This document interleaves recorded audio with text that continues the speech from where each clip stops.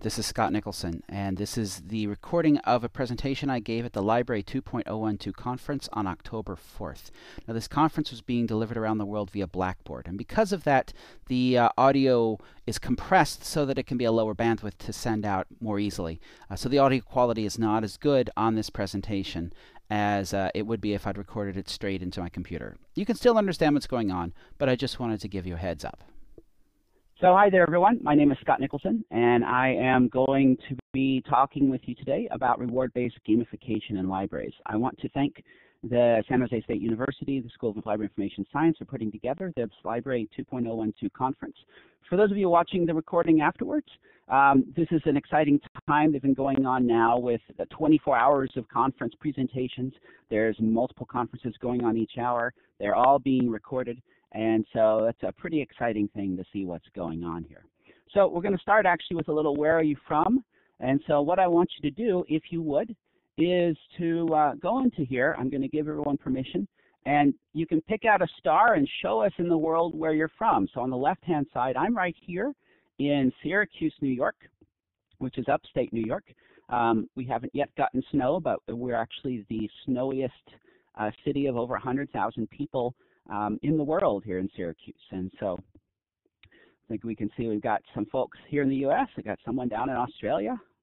And so we will move on forward, and let me turn that permission back off. So today's talk, we're going to be talking about reward-based gamification in libraries. Now, as I give the talk today, if you think of questions that you want me to address at the end of the talk, you can go ahead and put them in the chat. I'm not going to be watching the chat very closely as I present, but my moderator is going to take note of questions. And then when we get to the end of the presentation, she'll repaste those questions and I'll address them at that point. So I am from Syracuse University School of Information Studies. I'm an associate professor there. I've been there for about 10 years. And you may have actually heard of the work I've been doing since about 2007. I ran the Library Game Lab of Syracuse. And what we did in this game lab was understand how libraries use games to bring people in and help them engage with library services. Over the last year, I actually went away to MIT on a sabbatical, and while there, I engaged with a lot of different game labs. And so now I've created a new group, Because Play Matters. Because Play Matters Game Lab, again out of the iSchool. The focus of the game lab that I'm directing is that we're creating transformative learning for informal learning environments. And so what we're trying to do is create transformative games, trying to create games that change people, and in museums, in libraries, in zoos, but we're really focused on the transformation process, and that's what we do.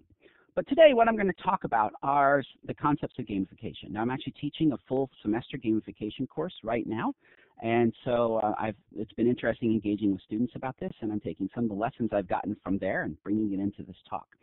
So the first thing I'm going to talk about is what is gamification.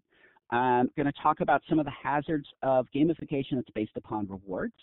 I'll talk about some of the ways rewards-based gamification has been used in libraries, and then other options, other pathways out of this. So the term gamification is a relatively new term. It's only been used for a few years. The concept, though, is very, very old. And so the term is the use of game design elements in non-game contexts. This is one definition. It's a definition I like to use. It's a pretty simple definition. I like to start with simple definitions. And it's this idea that you're taking stuff from games, you're taking inspiration from games and creating a layer that's going to sit over a non-game context, some sort of real-world context. Now, some other folks who've talked about gamification like to define that more further. So Spitz talks about gamification, essentially uses game design techniques and mechanics to connect and engage with audiences.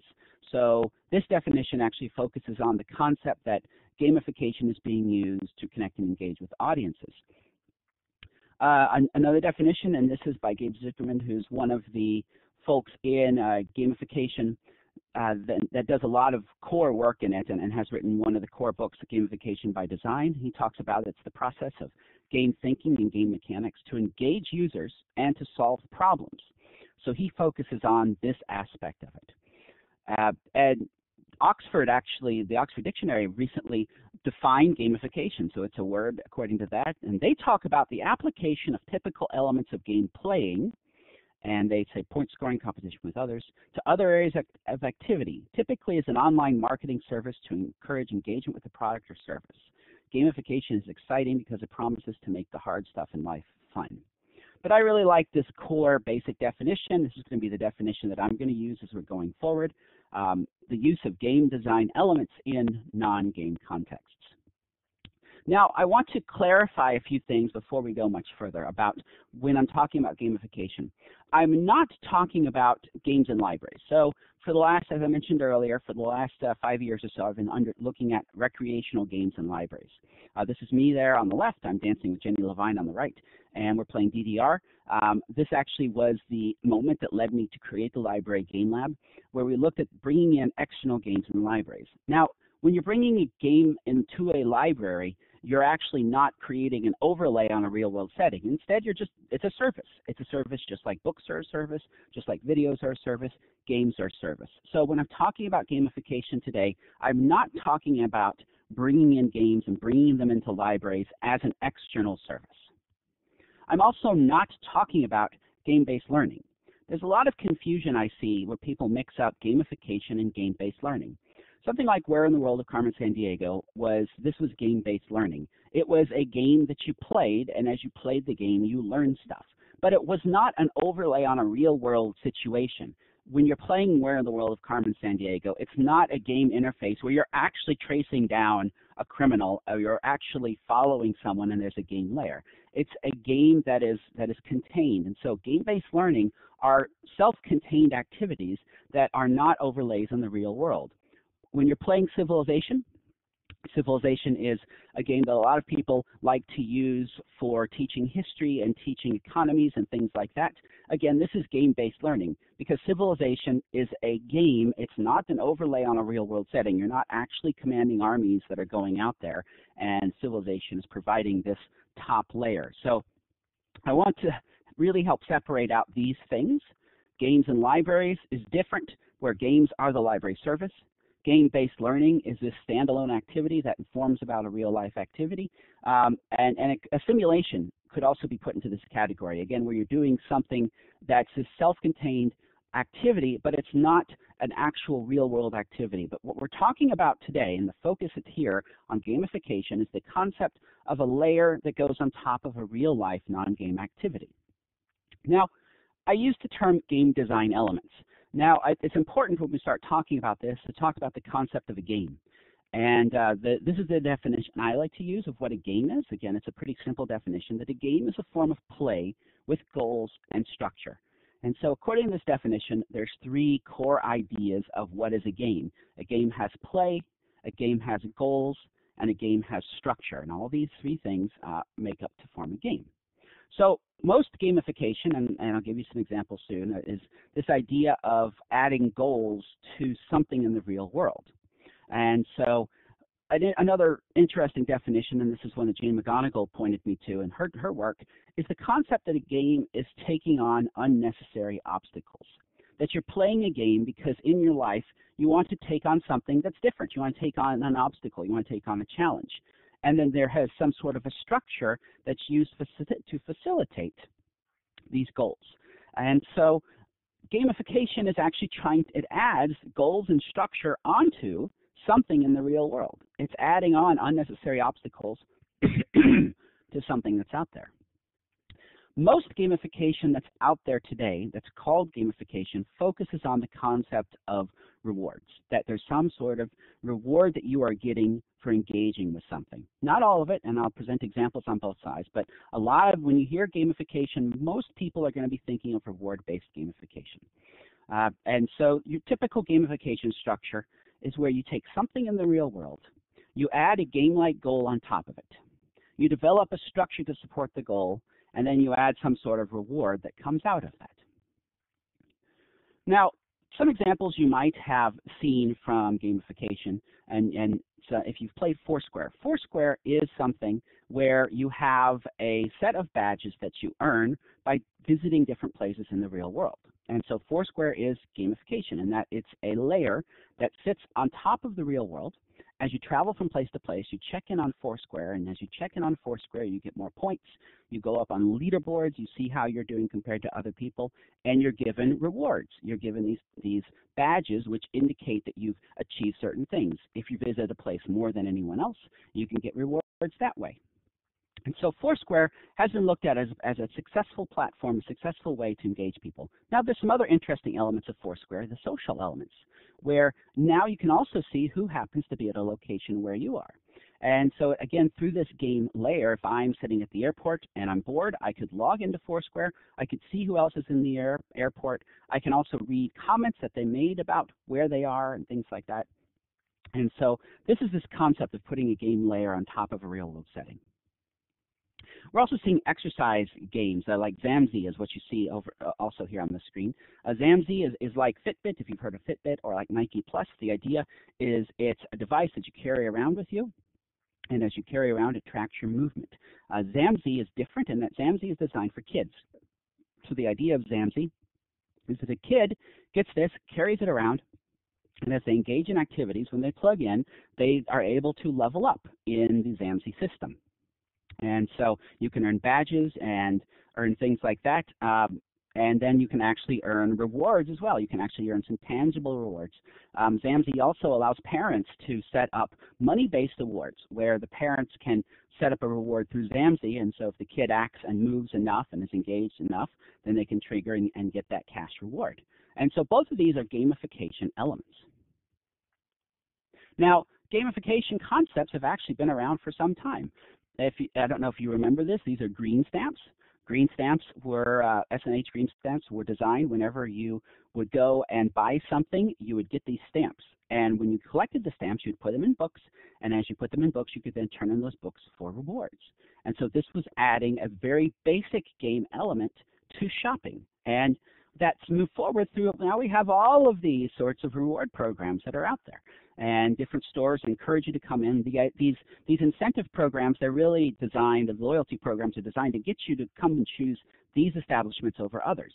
And what this sort of reward program does is that if you have several choices that are all similar, let's say I could go and buy my electronics at my mom and pop electronic shop, or I could buy my electronics at Best Buy, but Best Buy has a reward program so that if I spend so much at Best Buy, I'll then get a discount or get some money back. Well, then it's going to incentivize me to go into Best Buy and make that purchase. So we continue to see, and again, these are layers on top of a real-world activity. And so these are very, very basic examples of what we're talking about. These loyalty programs that we've seen through the airlines and through the hotels and through the casinos, what these are awarding, and these are giving status. So the more that you use a specific airline, the more that you use a casino, the higher your status becomes. And that status can come with tangible rewards, but also it can come with other forms of status. And actually we've found that people are drawn to status over other sorts of rewards. Sometimes, for example, with these, you get to sit in first class. You get to use a special check-in lane, and that gives you a level of status. But it also can give you some tangible benefits.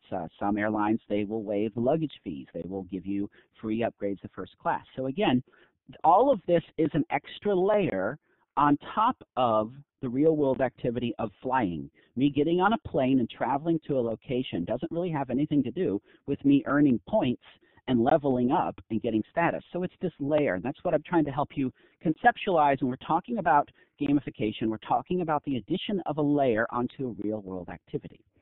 Monopoly, McDonald's Monopoly, one of the most popular game-type activities. Now there's the game here is collecting sets, and so you're doing set collection. As you get stickers, you're able to collect sets of stickers and turn them in to get points. Again, it's taking basic game elements, game design concepts, and applying them to the real-world activity of buying food. Now, we also talk about one of the aspects you see sometimes are badges. And what's interesting is that we've accepted badges for some time. And again, all these badges are extra things that are above and beyond what they're actually doing. But they indicate status, they indicate membership in a larger community, and they're a reward that people are moving towards. In fact, Napoleon said that a soldier will fight long and hard for a bit of colored ribbon. Extending that reward engaged people in to do things above and beyond what they normally might be comfortable doing. So the point of me going back in history here is to help you understand gamification, while it's a new term, is something that's been around for a long time. These concepts have been running for some time. We've been here. We plug it into our kids with these are Boy Scout badges, and this is something that you earn. In fact, you can now earn a game badge in Boy Scouts, kind of taking us full circle there. But what I'm going to present first is this model that I call BLAP Gamification, and it focuses on 4 main elements, and that's badges, levels and leaderboards, achievements, and points. You put them all together, and it's BLAP. And so let's go through each of these elements first. So first, points. So the idea is you do something in the real world, and you get points. But what really do points do? If you think about what points do, so all of these are different forms of sporting balls and sporting pucks and things like that. And in each one of them, now these each have meaning to you.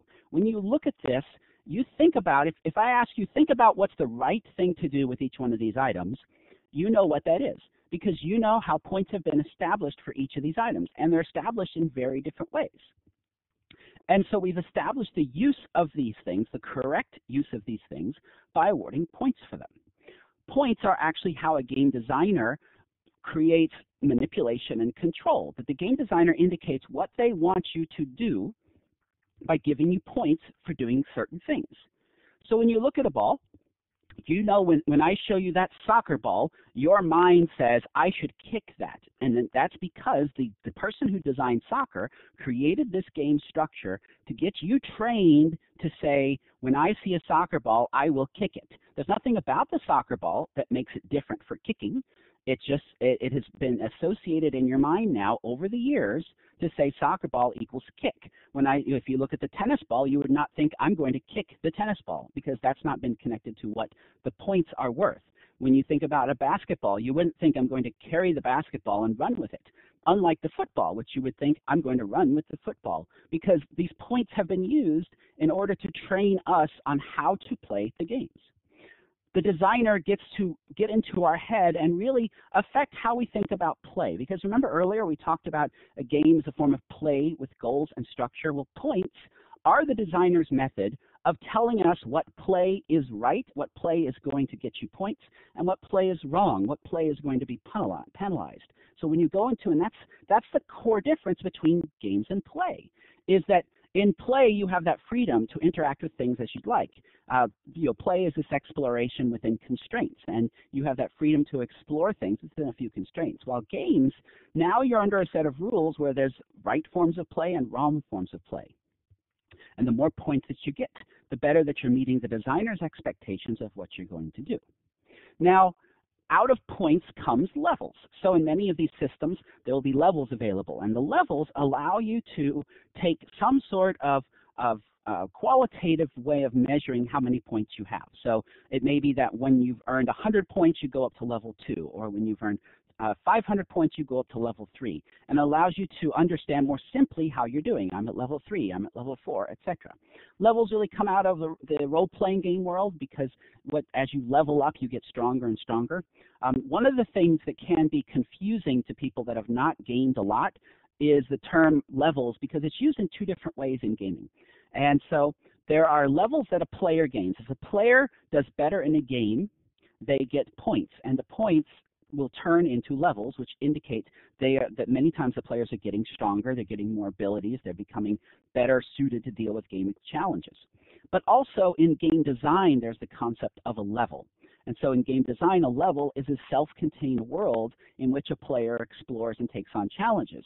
When they complete a set of challenges, they complete a level and move on to the next level. The game level may have nothing at all to do with the player level. But in theory, and according to this concept of flow by Csikszentmihalyi, is that as the player gets better, the game should get more challenging in order to keep the player happy. And so as the player levels go up, they should be getting into more and more challenging levels in the game, and that keeps the player at this happy point of being skilled and being challenged at the same time. So it's a real challenge in game design to try and balance the game challenge and the player level. So the levels concept is brought into gamification many times. Another concept are the leaderboards. And so leaderboards are a way of seeing how you're doing compared to other people. Now, you can do this through levels. I could say, hey, I'm level 80, and you say, well, I'm level 85. Well, I know that you've engaged with the game more, you've done things that are right more, and so you're a higher level. Leaderboards create direct comparison, and leaderboards, what they will do is have a list of players in the game. And so you'll see players in the game and you'll see where you sit. And this can be kind of demoralizing, especially if you're playing a game that's national or international and you find your number 27,612. And you think, oh my gosh, if I could have just played a little better, I would have been number 27,611, but I failed. And in order to deal with the fact where you can have these leaderboards that are just huge, is you have some of these games that have friend-based leaderboards. So what we're seeing here is the gamification layer on top of a game called Bejeweled Blitz. So you play the game Bejeweled Blitz, and on top of that game itself is a separate game layer. And this game layer shows you, if you look on the right-hand side, you see where you are compared to friends. And so this friend-based view of the leaderboard actually makes you feel more connected with the people you're engaging with. If you notice on the left, it says that she's in the top 20% of all scores. So if she were in a leaderboard of all the players, it would be this huge leaderboard. She'd be somewhere in the top 20%.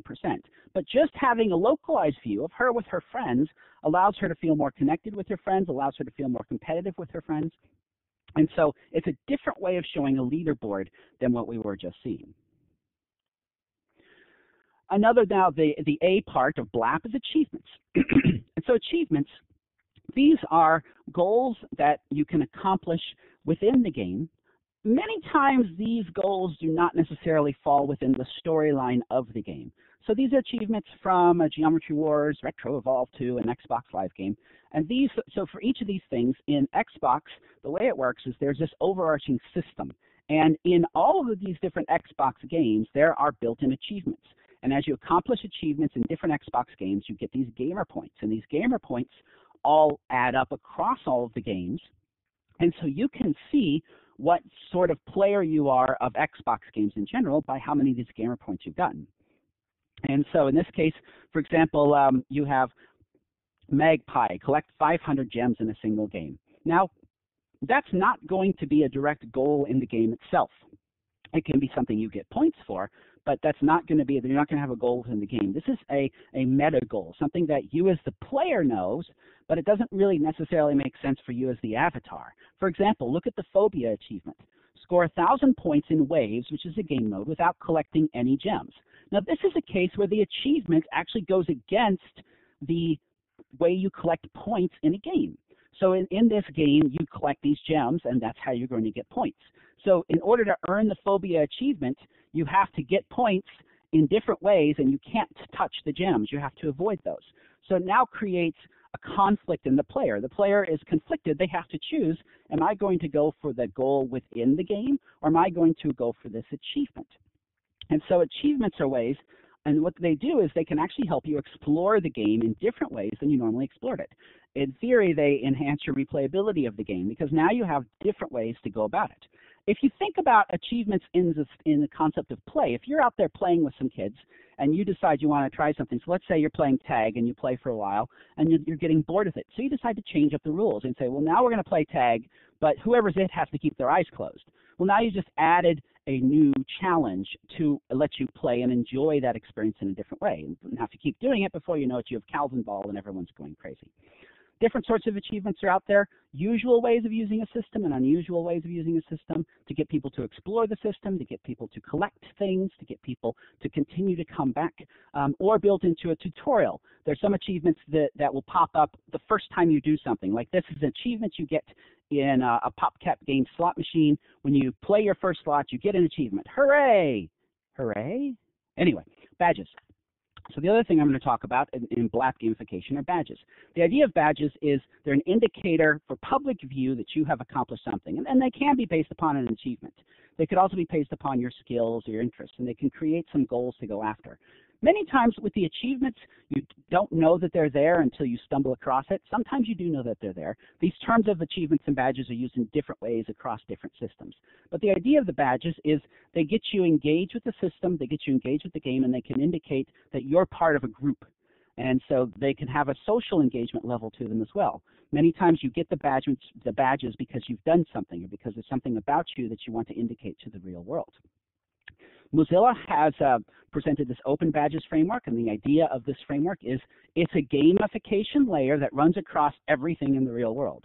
So any organization can become an issuer of badges, and any person can become an earner of badges. And so you can do different activities, like in different informal learning activities. You could go to a museum and take on some challenges and earn a badge for that museum. I understand this topic. And then in an after-school program, you could earn a badge there, and you get another badge for that topic. And so badges can actually recognize informal learning in a way that we really don't have a good way to do right now.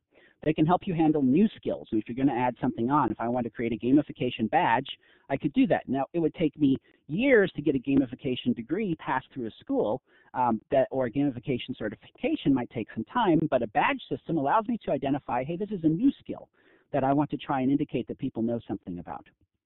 Another nice thing about badges is they allow multiple paths to learning. So the idea of that is you have this learning goal you're heading towards on the other side, and you can acquire different badges to get there, and it helps a person to be able to make their own path. But also has the opportunity to create community and to create reputation based upon finding other people that have the same badges. So we've talked about BLAP gamification, this idea of badges, levels, leaderboards, achievements, and points. And what's going on out there right now in the world of gamification is many people are creating systems that just have these basic game mechanisms and dropping them onto a real-world setting. And it makes it sound like BLAP, and then it's there and they're ready to have reward-based gamification so you can engage in this stuff. Now we're going to take a break and move and talk a little bit about theory. This is one of my mentors at Syracuse taught me this. There's nothing as practical as a good theory. So let's talk a little bit about theory. So we're going to make a shift and talk about the concept of self-determination theory. Now, Deci and Ryan have presented self-determination theory. They come out of education, and it's based around the concepts of motivation. Why do we do stuff? And they look at these concepts of intrinsic motivation and extrinsic motivation. Do we do stuff because it's inside of us and we want to engage in that stuff? Or do we do stuff because of some external reason, because something is driving us to do that stuff? And this is different between intrinsic and extrinsic motivation. And at the core of this theory is that people are active and evolving beings, that we are making choices about what we do. We're always continuing to grow. We're trying to find challenges to master. We're trying to find ways to integrate what we do in the real world. These are important things to us. And the social context that's presented in which we do these things can make it better or can harm us, can put us in a good state of mind or a bad state of mind. Now, what Deci and Ryan talked about were 3 psychological needs. These are basic psychological needs that we have for autonomy, competence, and relatedness. Autonomy is the psychological need we have for choice and control in our life, that we're given a situation and we have the ability to choose and control what we're doing. The need for competence is the need to feel like we can master something in the world around us, that we feel better when we're mastering things. And the need for relatedness. We need to feel that we're engaged with the world around us, that we're not alone, but there's things that we do that are engaging and that are motivating and are tied into us and connecting us to other people that are out there. These 3 things, autonomy, competence, and relatedness, are the core elements of self-determination theory. A subset of self-determination theory is cognitive evaluation theory. And the idea of this theory is it deals with this concept of intrinsic motivation. When do we make choices because there's something that's inside? The idea here is that inside of our head, when we're given a task, we're evaluating that task and we're deciding, do I have the competence to take this task on? If I don't have the competence to take this task on, then I'm not going to be intrinsically motivated to do that. If I don't feel like I can do it, I might not try. I might not feel good about trying, and I may need some external control to get me to try to do something. They also talk about with this theory that there's different types of ways to provide rewards to get people to do things. One way is a controlling award. You will attempt to swim because if you swim, I will give you a cookie. So that's an external reward you're getting people to do something. As compared to informational rewards. These come during the process of doing something, and it's a way of providing rewards to let you know, hey, you're on the right track. Hey, you're doing well in these areas. Hey, so there's these different types of rewards, controlling rewards and informational rewards. And there's different ways these rewards can be given. And by the way, if I'm going fast, it's because I am. We're cramming multiple weeks of a college class here into a pretty brief talk. But there are papers and lots of ways you can explore this further I'll point you to later. So with rewards, There are two types of rewards: there's expected rewards and unexpected rewards. Expected rewards are more of the external motivation as compared to unexpected rewards, which help to build intrinsic motivation. Rewards based on completion, which is an extrinsic motivation reward, as compared to rewards that give you feedback on your competence, which helps build your intrinsic motivation to do something. Tangible rewards are seen more of an extrinsic reward. It's something external to you, as compared to intangible rewards, which can be seen as more intrinsic. And then this idea of informational rewards versus controlling rewards. The more controlling the reward is used as, and the person perceives you as controlling your behavior with rewards, the more likely they will take that reward as an extrinsic motivator. Now, another theory is organismic integration theory. And the idea here is that it's actually not two things of extrinsic and intrinsic. There's a spectrum of things that go on. So this spectrum helps us understand where someone's internal acceptance of a behavior lies. So it could be that there's an extrinsic motivation. So if you look at the chart on the left side is A-motivated. This is where you're doing something because of a reward. You're going to work to flip burgers. You get no pleasure out of flipping burgers at all. You don't get pleasure out of feeding people. You just get money, and that's why you're doing it. You're A-motivated to do it. You're doing it because the money is there. If the money was not there, you wouldn't do it. All the way on the other side is intrinsic motivation. This is something you're doing, and you would do it no matter what the reward was. You would do it because you gain inherent satisfaction in doing it, because you gain enjoyment out of it. And the middle is saying, well, when you bring an extrinsic motivator in, how does the person incorporate that extrinsic motivator into their sense of self? And a lot of this has to do with the type of motivator it is and how closely that motivator fits in with the person's real-world beliefs and real-world engagement. So if you look at integration, which is on the right-hand side, the closer you can have someone's extrinsic motivator to their own personal goals, the more likely they are to incorporate that behavior change into their sense of self. And the better that they incorporate something into their sense of self, the more they are going to feel better about it, the more mental well-being they're going to have about it. And so what this indicates is there's different choices on how that extrinsic motivator can be applied. Goal contents theory talks about the quality of motivation matters.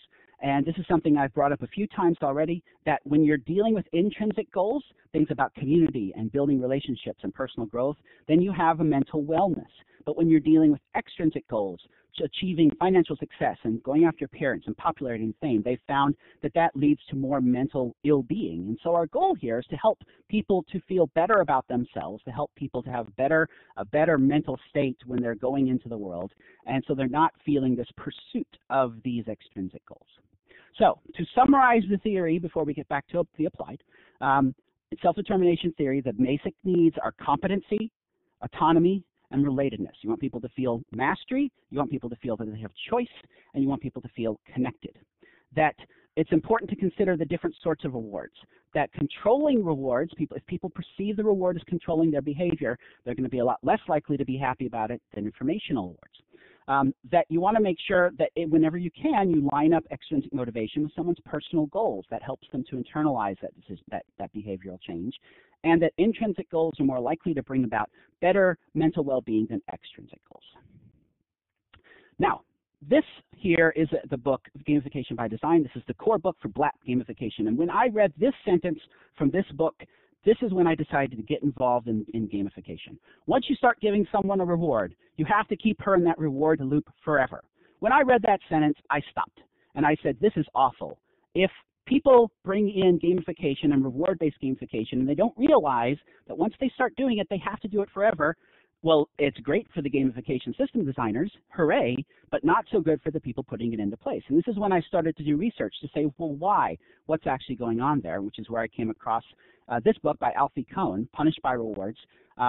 What Alfie presents study after study after study that shows that when people are rewarded for doing something, their interest goes down, their performance goes down, and there's a lot of problems that come from rewards. And so this book I'd recommend to you if you want to explore the problems with rewards, that rewards and punishments are really two sides of the same coin, that rewards can damage the relationship of trust that's built up between people, that rewards ignore the underlying reasons of what's going on, and rewards discourage risk-taking, because if you're rewarded for something, you're going to do that thing.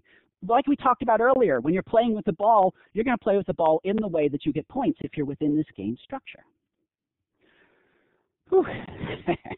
And so some specific examples of ways that rewards harm. So Deci found that he did the study where he gave different groups of people puzzles, and some of them he had them solve the puzzles for fun, and some of them he had you solve the puzzles for money.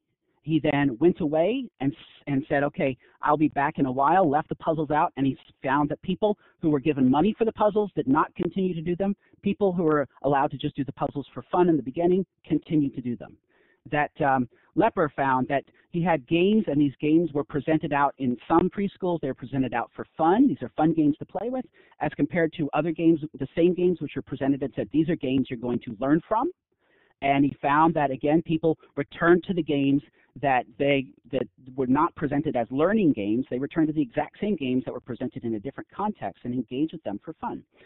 He did a test with preschoolers and magic markers and found that he gave kids magic markers and watched as they play with the magic markers. And then some kids got rewards for drawing things and some kids didn't.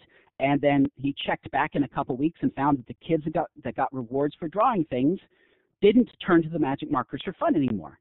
And so it's this, what we found is this pattern of study after study after study. And so there's a Birch's study about kefir, which is a yogurt drink, that they had 3 groups of kids. They had them all drink this yogurt drink. One group they didn't do anything with, they just had them drink it. Another group they praised their drinking. Another group they gave them a reward for drinking it. Later on, they then had all the kids drink this again, and they found that the kids that got no reward drank more of it than kids that were praised or kids that were given a monetary reward. And so what we see again and again is that rewards undermine your interest in doing something. So Deci and Ryan have this meta-analysis. They looked at over 100 studies, and they found this pattern again and again, that if you give tangible rewards, it reduces the intrinsic motivation. The idea is that if you give someone a reward to do something, it attaches that reward to the desire to do something. And then later on, if you take away the reward, you're now taking away the desire to do things. So now, coming around to libraries. This is a big concern with reward-based summer reading programs. This is the sort of program that we use quite a bit, and actually in Alfie Cohn's book, he talks right about it. This is from his book. A program that turns vacation reading into something that one has to do to obtain a reward is hardly likely to produce children who have learned to love books.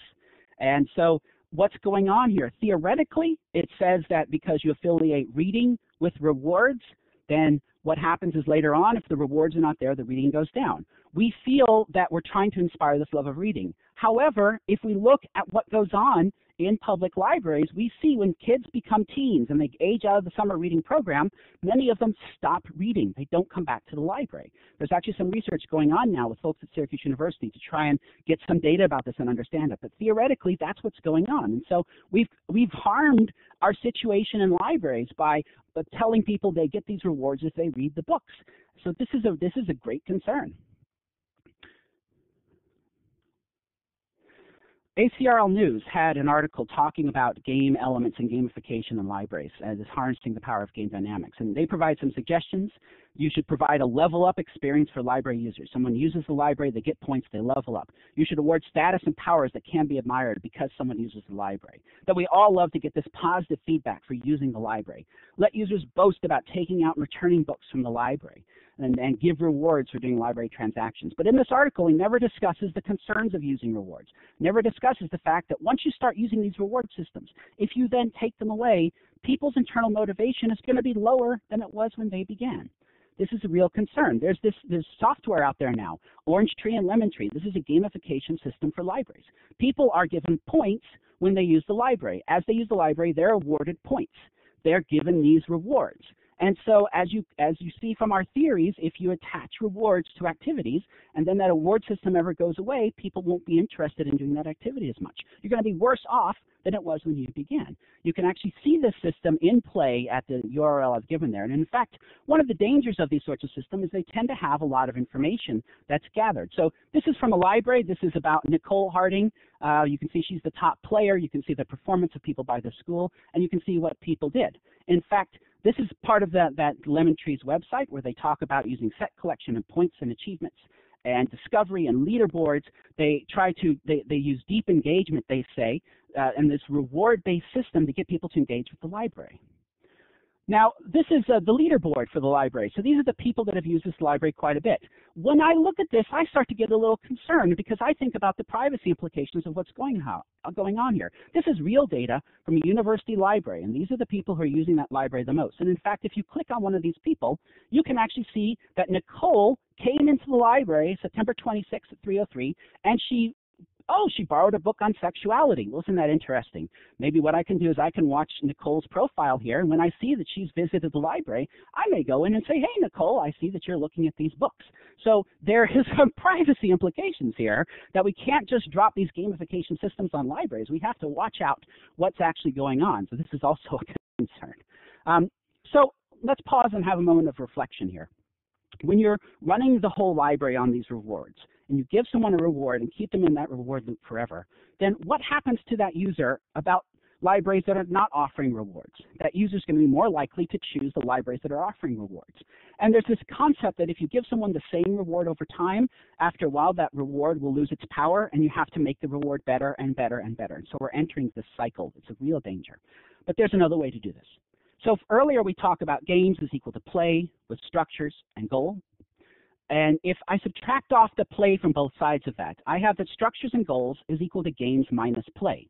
And so if you have a game without play, then what you have is a scoring system. What you have is this external motivation or rewards. But what if instead we remove the structure and the goals from games, and what we have left is the concept of play? And we focus on how do we think about integrating play into our library of services? How do we think about how to make things meaningful to people? How do we not worry about external rewards and not focus our energy on rewards, but rather focus on our energy on how to make things meaningful for people, with this goal of creating long-term change based upon internalized motivation by helping people find tasks and things in the library that are meaningful to them. And we've been doing this for a long time. I'm not presenting this as some great thing to say, hey, let's all of a sudden figure out. In fact, one of the theories behind meaningful gamification is the concept of relevance. Is the concept of we're good at helping people find stuff that's relevant to them. Let's take advantage of that. This is the theory behind my concept of meaningful gamification. So it starts with the self-determination theory I talked about, and that the goal in self-determination theory and the organismic integration theory is to help people find things that motivate them. Well, we do that. We do that through relevance. We've been looking at this for a long time. We've tried to understand through relevance. Now, there's some models from education called universal design for learning, and that idea is that you need to provide people with different ways of exploring the same concept so that no matter their learning style, they can find something that's important to them. Another concept I talk about with meaningful gamification is allowing the players to create things, allowing the players to generate things, because if they're generating things, they're going to be more likely to find meaning in those things. And that every decision we do is about improving the user experience, not benefiting the library, not raising library gate counts, but helping the user to have a more meaningful experience. So how to do this? We think about how to put the play back in player of these games, how to focus on the play elements, how to give players information about what's going on so they can make decisions. Give the players lots of choices and the ability to share those choices with other people. And the goal of this gamification is to make informed play the reward, using external rewards very sparingly. I'm actually writing a piece now that uses the model of science museums and children's museums and saying, how do we think about libraries as these places, as a children's museum or a science museum, to make it more of a play space and not rely upon these reward-based systems. When does it matter? So you don't always need to worry about not using rewards. If you're teaching someone a skill, a useful skill in the real world, it doesn't matter if they're using rewards. If I'm teaching you how to use a hammer and I give you cookies to help you learn to use the hammer, when you're done, you know how to use the hammer and you don't need a reward to use the hammer. If there's no intrinsic motivation to begin with, then rewards aren't going to hurt that intrinsic motivation. That's an example. I work, I do a job I don't enjoy, but I get money for it, therefore I do it. So sometimes it's fine to use rewards. If you're trying to have short-term changes, you're trying to sell something, you're trying to have a short-term change, then rewards are okay to use. But where it matters is long-term behavioral changes. If we're trying to inspire a lifelong love of reading, a lifelong engagement with the library, using rewards is dangerous. Now, all of Lemon Tree is not bad. One of the things that Lemon Tree does that's really nice is that they get the patrons to put reviews, recommendations, and annotations in the catalog. So it encourages people to reflect, to find meaning in what it is they're checking out, and to talk about that meaning. This is good. This is the sort of stuff we should emphasize, finding ways to create meaningful connections with the patrons. that this idea of this library game, and so people can rate works, they can review, they can recommend, they can create social groups based upon things that they like. This is good stuff. This is the stuff we should emphasize, not the points. In the Kim ACRL article, there was some good stuff. They talked about using a scavenger hunt to have people find interesting things in the library. They talked about using the scavenger program, which is using a game to help people find things, and that you can do it in a way that helps people find things that's engaging to them. So not all of this, I don't want to say it's all awful. There are good things there, but we need to be careful about looking at what's creating a reward-based structure and what's creating a play-based structure, a structure to find meaning. Alternate reality games are an interesting example where you add a story-based game layer to a real-world experience. There's some examples. Trinity University is this game called Blood on the Stacks, which got people engaged with the library through solving a mystery. Find Chesia is where they actually got the Carroll County Public Library work with their own teenagers, and the teenagers wrote the game. And so that's exciting. That gets the users creating things. Jane McGonigal did this project with the New York Public Library. I was actually there. I was one of these 500 people. We were locked in the New York Public Library overnight, and we wrote a book. And that book talked about our reflections of things within the New York Public Library. Again, using game mechanisms to engage people to help them find meaning with what's going on out there. Narrative play is a great way of play in the library. Cosplay activities, where you get the teens to create costumes and take on the roles of characters that they like. This is helping people find personal engagement and meaning in what's going on. Book celebrations can be great connections where you're going to have people engage with activities related to Harry Potter, where they find things that they've enjoyed. I created a role-playing game. This is free and available at the URL you see there. This is for libraries. They can use it for groups from 4 up to 400, where you bring your favorite characters and settings from your favorite book, and you play a role-playing game with other people who are playing their own characters from their own favorite book. Again, it's helping people find more personal engagement by giving them those choices. So looking to museum models, participatory museum models are great spaces for play and engagement that don't give you points. When you go to a children's museum, you don't get points for everything you see. It's the power of the play and the power of the engagement, and that's the model I want to encourage libraries to think about. Not a model based upon points, but a model based upon play and based upon engagement. What I'm seeing now, these creation activities, you may have heard about this, the idea of libraries as a makerspace where you're changing the consumer into a creator. This is great stuff. This is really focusing on playification, on engaging people. These are where our energy should go, not to figure out, not to create library reward systems. So, to conclude, the overall message I want to send today is how do we help users have and share meaningful moments in the library? This should be our focus. Using self-determination theory, there's 3 things we can think about: autonomy, competence, and relatedness. How do you help people have choice? How do you help people feel better about something? How do you help people connect? And these are all things that you do in the library. We can emphasize this stuff. We already have it. We can just bring it out. And the key is that meaningful gamification is focused on the user and not the library and not library statistics. Reward-based systems will bring people into the library. They will raise your gate counts. They will raise your numbers. However, they have long-term risks that we need to be concerned of, that we could be hurting the motivation that we're trying to build in the long term in order to get people in the gates in the short term.